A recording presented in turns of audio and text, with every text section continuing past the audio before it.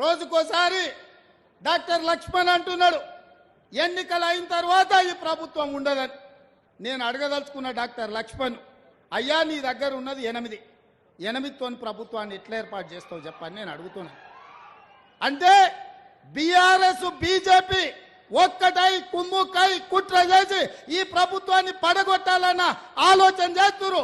అందుకే బీఆర్ఎస్ ఎమ్మెల్యేలు చాలా మంది అన్న ఇందిరమ్మ రాజ్యం ఉండాలి, ఇన్నేళ్లు మేము ఆ పార్టీలు ఉన్నా ఒక్కరోజు కూడా ముఖ్యమంత్రి మా గల్వలే, మా మాట వినలే, ఆయన ఎట్లుంటాడో మేము చూడలేదు.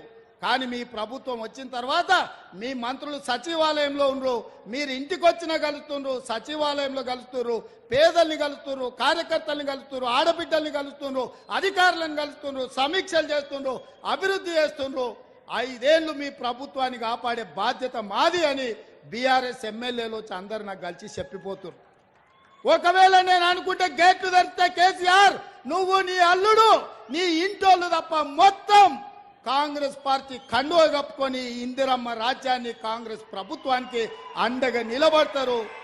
ఇవాళ మన మిత్రుడు వెంకట్రావు గారు కూడా ఇక్కడికి వచ్చి మనకు మద్దతుగా నిలబడ్డాడు.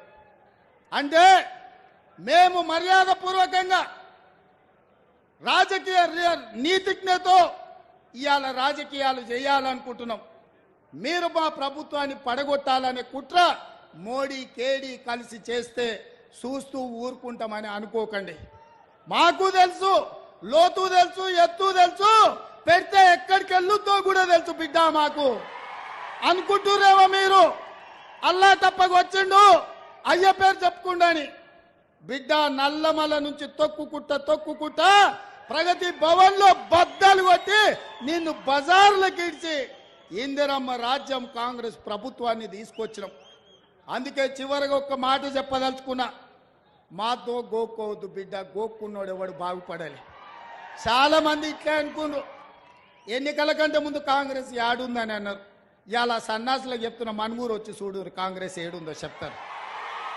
ఈ వేదిక మీద చూడుని, గా కింద మా కార్యకర్తల్ని చూడుని. మా కార్యకర్తల సప్పులకు మీ గుండెలు పగిలి సావాలి బిడ్డ.